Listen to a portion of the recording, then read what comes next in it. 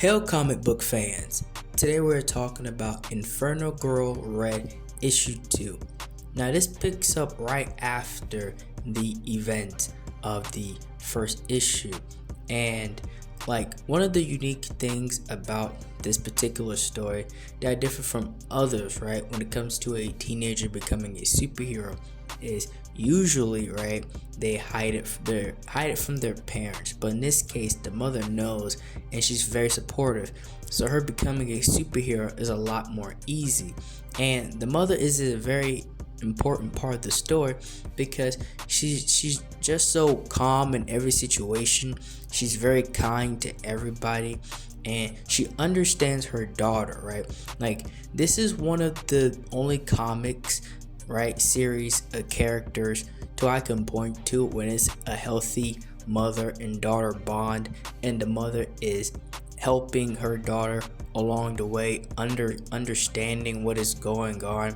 And reminder, this is an entire city in the sky, right? Like, this is an invasion taking over, and her daughter Cassia is the only one able to fight against these dark evil spirits that are coming for everybody. And she goes back to her room with her roommate, which is also a very supportive and cool character, and they're like, there's nothing we can do, it's time to go to sleep, until her mother calls her and she immediately jumps into action. Now the mother doesn't sleep because when she calls her daughter, it's an emergency and it's a high-speed chase.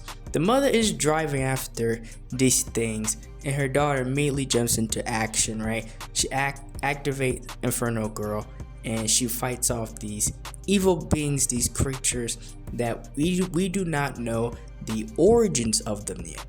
And again, one thing I have to talk about with this story is the art, right? It's a great story being told, and the art with it is also amazing. And another thing about the character, the mother here, is that she doesn't just sit on the sideline, let her daughter do all the work. She crashes the car just to stop one of these creatures, and she's just a firecracker, right? Like, she's the mother, and usually in the story the mothers are the calm ones, so it's in the background. In this situation, she's at the forefront. And then we move to this page when we get a little bit more insight on where these things come from, right? These things are being held, right? This entire thing is also in that city, so somebody in the city is doing this, right?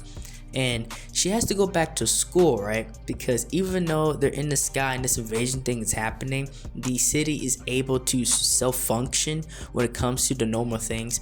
And so everybody is trying to, play it normal, continue doing schooling and stuff. And one of the kids there, their parent is the teacher, right? The one you just saw. And it's a very unique dynamic, and that will be explored later, I'm sure. And with this, the mother finds the base, right? She finds the head evil base, and it's this evil being known as Griffith, right? And they're going back and forth between the plan, and the mother, she somehow found him, and she tells her daughter how to activate pretty much the ult, like the power of the Inferno Girl Red thing, and she tells her to go into action, right? And this is where we find out, like, there's levels to this, right? Because the daughter goes into action, you think this is going to be an easy takedown, but this Griffith character, he's not even fazed by her power. He just knocks her away, right?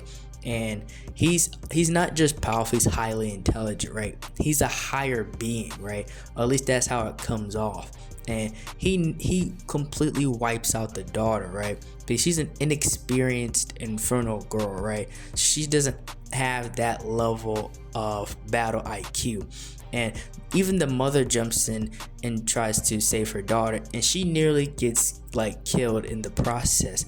Luckily, she got her mother out of there, and they just had to retreat, right? So they just tried to jump in there with both of them and try to take these people down, unknowing the magnitude of the situation. And the mother and daughter have a conversation, and they go back and forth in an understanding. And the head scientist chick is watching this all, right? So now you're like, is she the bad guy behind this? I mean, like, that's the easy mindset to go to, right? Because if she's watching this happen, who is she really to this story, right?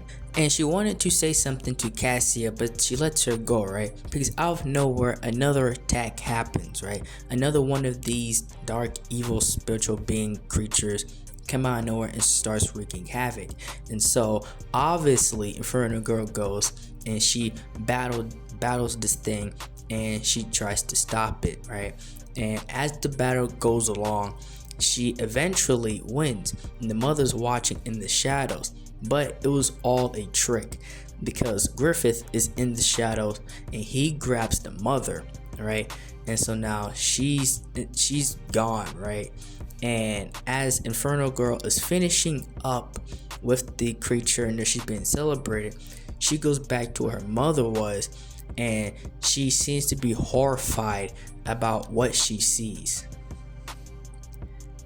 Well, that's all I have for this video. I'm really enjoying this series. Thank you for watching. Like, share, and subscribe for more.